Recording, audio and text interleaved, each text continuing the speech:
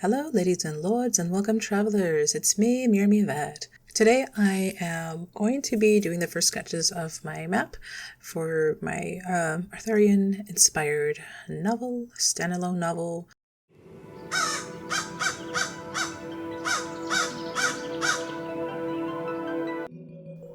Okay, so here I'm just kind of doing like a bland sketch of the continent and kind of shortening it up a bit. It kind of looks like Mexico, I'm not gonna lie.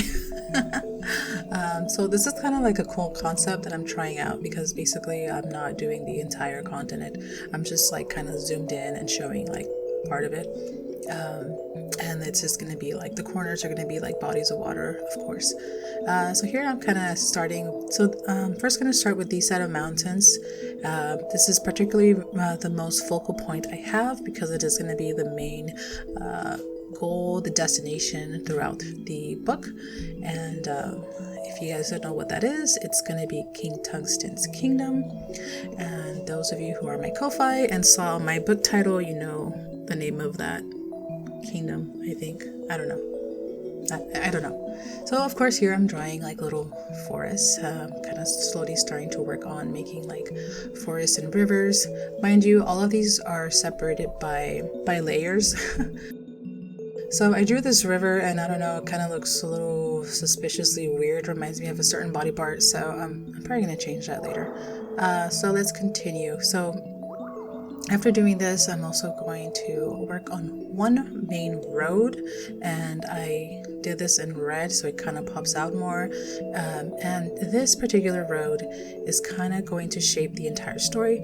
Mind you, if you just look at it plainly, it looks like almost like a very fairly easy road to take, but it doesn't match the structure of the continent. So with that said, there's one more thing I need to do. If you're new with maps, try not to fall for this mistake, and that is not taking into account the mountains, the hills, the terrains. That adds value and distance to your map.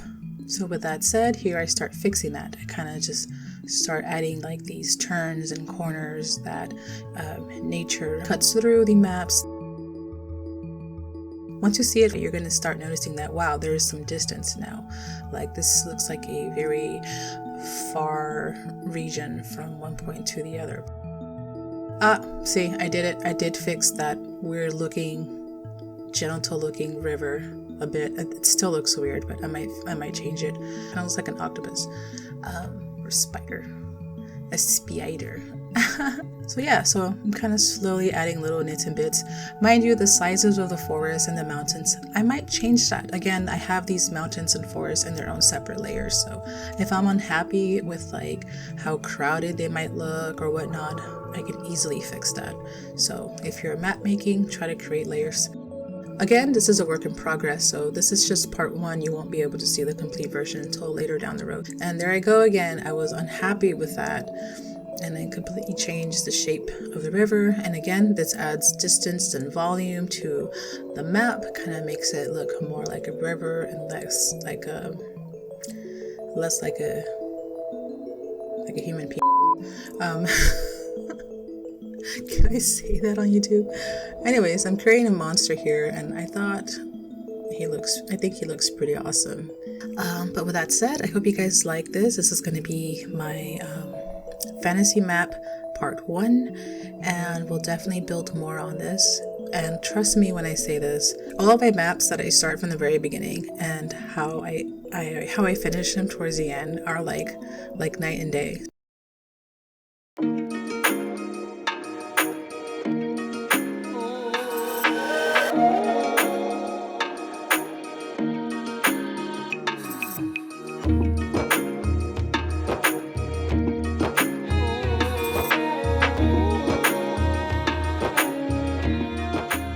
Thank you for joining me on this journey.